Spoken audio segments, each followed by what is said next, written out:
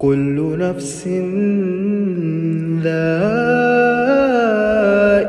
الموت ثم إلينا ترجعون. رب اشرح لي صدری ویسر لی امری واحلل عقدۃ من لسانی یفقہوا قولی۔ السلام علیکم ورحمۃ اللہ وبرکاتہ۔ جیسے کہ آپ لوگ سب جانتے ہیں، ہمارا سیشن چل رہا ہے قبر اور آخرت کی تیاری۔ اصالِ ثواب کے بارے میں آپ لوگ کو الحمدللہ 3-4 لیکچر دے چکی ہوں۔ یہ اس سیشن کا آخری لیکچر ہوگا۔ ابھی تک یہ بتایا کہ اصالِ ثواب میں کیا کیا کرنا ہے اور کیا کیا بدعت ہے اور اصالِ ثواب کس طریقے سے کرنا ہے۔ انشاءاللہ آج اس کے بارے میں ہم جانیں گے، کیونکہ میرے پاس کچھ میسیجز اس طرح کے آئے تو میں نے سوچا کہ ایک لیکچر اور بنتا ہے جس میں آپ کو پوری انڈرسٹینڈنگ ہو جائے کہ اصالِ ثواب میں کیا کرنا ہے اور کیا نہیں کرنا۔ کیونکہ میرے پاس میسیجز آئے کہ ہم نے اس سے ثانیہ آپ نے ہمیں اصالِ ثواب میں تیجا، 40واں برسی اور ہمارے معاشرے میں جو رسومات ہیں وہ بدعت کے نام سے عام ہے، تو پھر میت کے لیے کرنا کیا چاہیے اور جو کچھ ہم کر رہے ہیں آیا وہ صحیح ہے بھی کہ نہیں۔ اچھا، یہاں پہ میں آپ کو تھوڑا سا گائیڈ کرتی چلوں کہ جو ہمارے معاشرے میں اصالِ ثواب کا طریقہ ہے نا، جیسے ہماری خالہ، امی، پھپھی، ان سے رائج ہے نا کہ جو کچھ کرتے ہیں اس میں سب سے سر فہرست جو ہے وہ قرآن خوانی کروانا ہے۔ بڑا اہتمام ہوتا ہے، بڑے اہتمام کے ساتھ ہوتا ہے۔ سارے جو محلے کے لوگ ہیں ان کو بلایا جاتا ہے، رشتہ داروں کو دعوت دی جاتی ہے کہ ہمارے گھر میں 40واں برسی یا تیجا ہے تو آپ سب قرآن خوانی ہے، قرآن خوانی پڑھنے آئیے گا۔ اچھا، اس میں یہ ہوتا ہے کہ جو لوگ نہیں آتے اور ان کا ایک ٹارگیٹ ہوتا ہے کہ 7 سے 10 قرآن ختم کرنے، سپارے نہیں، قرآن ختم کرنے۔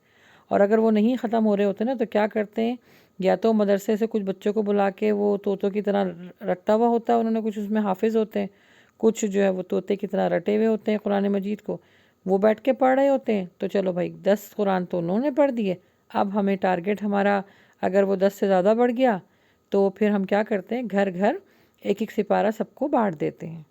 اور اس کے بعد پھر جن لوگوں کو اپنے گھر میں ہم دعوت کے لیے بلاتے ہیں کہ بھئی قرآن خوانی ہے میت کے لیے، تو کچھ خواتین ہیں، بچیاں ہیں جو آتی ہیں اصالِ ثواب کی نیت سے، اور بڑے زور و شور سے جو ہے وہ قرآن خوانی ہوتی ہے۔ مغرب سے پہلے پہلے جو ہے پھر یہ کہا جاتا ہے کہ جو ہے وہ فاتحہ بھی کروائی جائے گی۔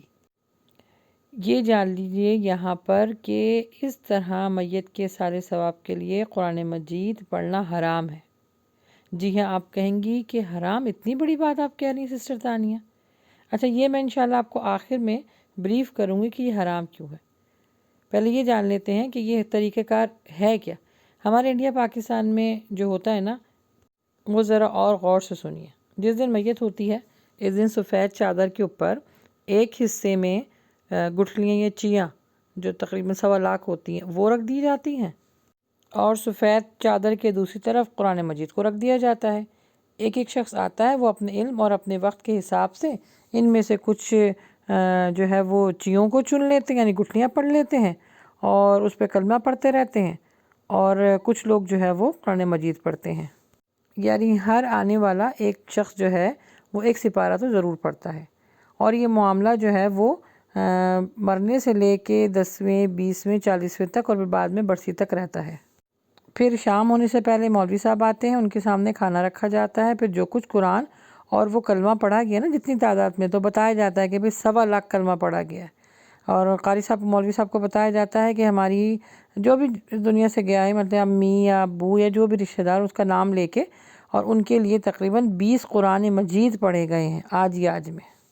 یہ سارا حساب کتاب مولوی صاحب کو بتا دیا جاتا ہے۔ پھر وہ مولوی صاحب اللہ کی بارگاہ میں اس میت کے لیے دعائے مغفرت کرتے ہیں، اور جتنا کچھ پڑا ہوتا ہے وہ اللہ کی بارگاہ میں پیش کر دیتے ہیں، اور پھر وہ کھانا جو ہے وہ لوگوں میں تقسیم ہو جاتا ہے۔ یاد رکھیے، اس طرح کا معاملہ، اس طرح کی چیزیں اللہ کے نبی صلی اللہ علیہ وآلہ وسلم کی سنت سے ثابت نہیں۔ پھر بتائیے کہ جو عمل نبی صلی اللہ علیہ وآلہ وسلم سے ثابت ہی نہیں ہے تو وہ کرنا جائز ہوگا؟ نہیں، بالکل بھی جائز نہیں ہوگا نا۔ دیکھیے، قرآن مجید زندہ لوگوں کی ہدایت کے لیے آیا ہے۔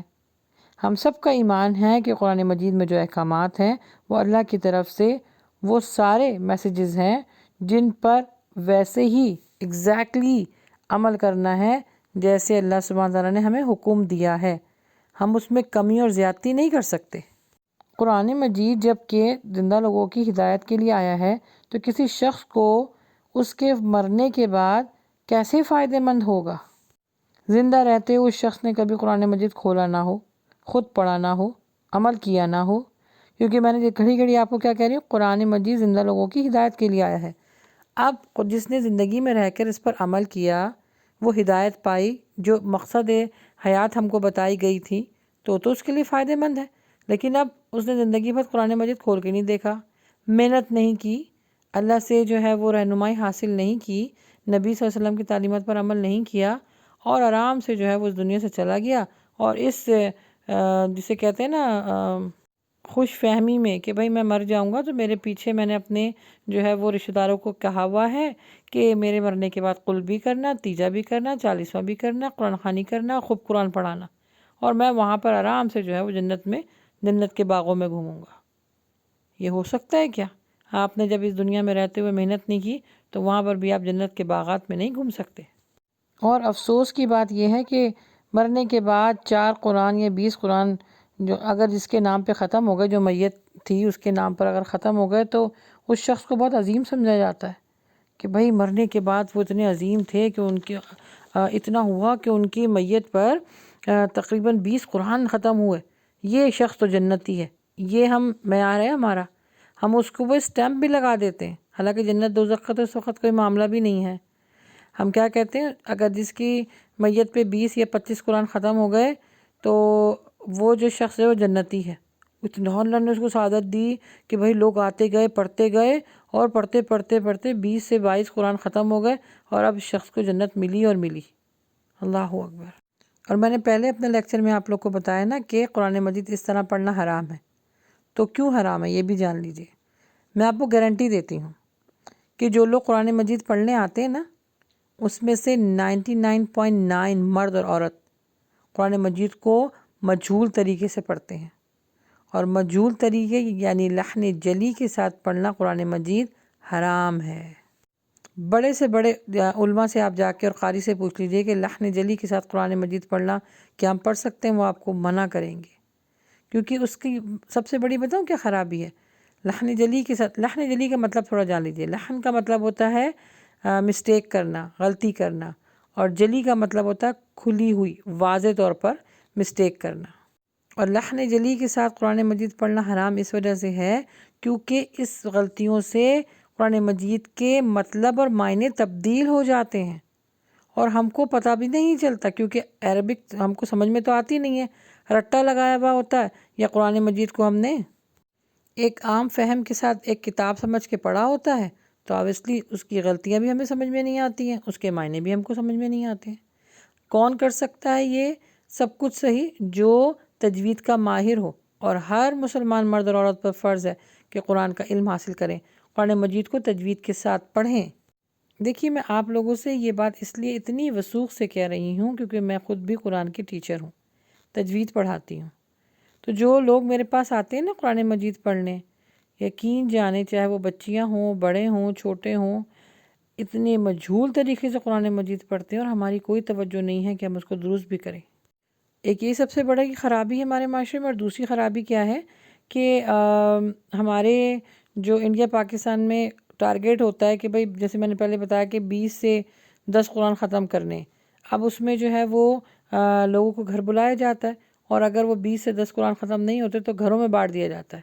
اچھا، گھر میں جو خواتین بیٹھی ہوئی ہوتی ہیں، جو پڑھ رہی ہوتی ہیں، اگر ان سے ایک سپارہ ختم نہیں ہو رہا ہوتا تو ایک پیج ایک لڑکی پڑھ رہی ہوتی ہے، دوسرا پیج جو ہے وہ دوسری بچی پڑھ رہی ہوتی ہے، اور المیہ یہ ہوتا ہے کہ باتیں چل رہی ہیں، کھانا پینا چل رہا ہے، اللہ اکبر، میلہ لگتا ہے، میلہ لگا ہوا ہوتا ہے۔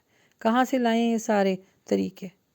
حدیث میں تو نہیں ہے، قرآن میں تو نہیں ہے، اپنے بنائے ہوئے خود ساختہ چیزیں ہیں یہ۔ اب مجھے بتائیے، لحن جلی کے ساتھ آپ نے قرآن مجید پڑھا، ختم نہیں ہو رہا تھا تو ایک لڑکی نے ایک پیج پڑھا، دوسری لڑکی نے دوسرا پیج پڑھا، پھر بھی ختم نہیں ہو رہا تھا تو گھروں میں بانٹ دیے۔ اب پتہ نہیں گھر میں جو ہے وہ بانٹے ہیں، وہ لوگ بھول جاتے ہیں۔ آپ نے کہا آپ ہماری امی کے لیے قرآن پڑھ دیں گی، وہ بولتی ہیں جی جی پڑھ دیں گے، کتنے سے پارے 15-14 پڑھ دیجیے گا، اچھا بھائی وہ بھول گئیں، اور آپ نے مولوی صاحب کو شام تک بتا دیا کہ قرآن جو ہے وہ 20 سے 25 ختم ہو گئے، یہ قرآن مجید تک چلیں، یہ تو میں بہت بتا رہی ہوں، 3 قرآن ہماری امی کے لیے ختم ہو گئے، 4 قرآن ہمارے ابو کے لیے ختم ہو گئے، جن کو آپ نے بانٹا تھا نا وہ بھول کے بیٹھے ہوئے۔ اور اس کے بعد یہاں پر بات ختم نہیں ہوئی ہے، المیہ یہ ہے کہ ایک قرآن خوانی الگ سے ہو رہی ہوتی ہے کہ ہم نے قرآن جو بانٹے تھے وہ لوگ بھول گئے پڑھنا، اب اس کی وجہ سے گھر میں آ کے لوگوں نے قرآن پڑھنا ہوگا، گھر میں آ کے ان کو قرآن مجید پڑھنا ہوگا، پورا ختم کرنا ہوگا ہماری آنکھوں کے سامنے۔ یا اللہ اکبر، مجھے بعض دفعہ حیرانگی ہوتی ہے کہاں سے لاتی ہیں یہ ساری چیزیں۔ آپ مجھ کو خود بتائیے کہ میت کو آپ کے اس طریقے سے ثواب ملے گا یا گناہ؟ ظاہری بات ہے گناہ ملے گا نا، ساتھ میں آپ کو بھی ملے گا۔ اور میں آپ لوگ کو ایکسپلین کر دیتی ہوں کہ یہ اس طرح کے سال ثواب کرنا کیوں گناہ ہے۔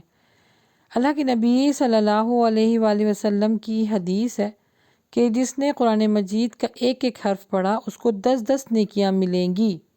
اب یہاں پہ کیا بیان ہو رہا ہے؟ جس نے ایک ایک لفظ پڑھا اس کو 10 نیکیاں ملیں گی۔ اور قرآن زندہ لوگوں کے لیے ہدایت کے لیے آیا ہے۔ اب 10 نیکیاں کس کو مل رہی ہیں؟ پڑھنے والے کو نا، جو زندہ ہے نا۔ جو مر گیا اس کی کتاب کلوز ہو گئی، اس کا سارا معاملہ ختم ہو گیا، جو کچھ اس کو کرنا تھا وہ اپنی زندگی میں رہتے ہوئے کرنا تھا، رہتی دنیا تک جو کچھ اس نے کیا نا وہ اپنے ساتھ لے گیا۔ جیسے حدیث کے الفاظ ہیں کہ اللہ کے نبی صلی اللہ علیہ وآلہ وسلم نے فرمایا میت اپنے ساتھ کچھ نہیں لے کے جا سکتی، صرف 3 چیزوں کے: نیک اعمال، نافع علم اور نیک اور صالح اولاد۔ بس یہ تینوں چیزوں میں اگر اس نے محنت کی ہوگی تو تینوں چیزیں اس کے ساتھ جائیں گی۔ میں نے قرآن پڑھا کسی میت کے لیے، اس کو ثواب اس کو نہیں ملے گا۔ ہاں، ثواب کس چیز سے ملے گا؟ آپ اس کے لیے دعائیں مغفرت کریں۔ ہمارے یوٹیوب چینل ہے اللہ کی بات تانیہ مجیب، اس پر آپ پلے لسٹ میں چلی جائیں گی، دعا صرف اللہ سے، ساری آپ کو دعائیں مل جائیں گی۔ قبرستان جاتے وقت کی دعا، قبرستان میں جب ہم داخل ہوتے ہیں، پھر میت جب رکھی ہوتی ہے اس کی دعا، ساری دعائیں آپ کو مل جائیں گی۔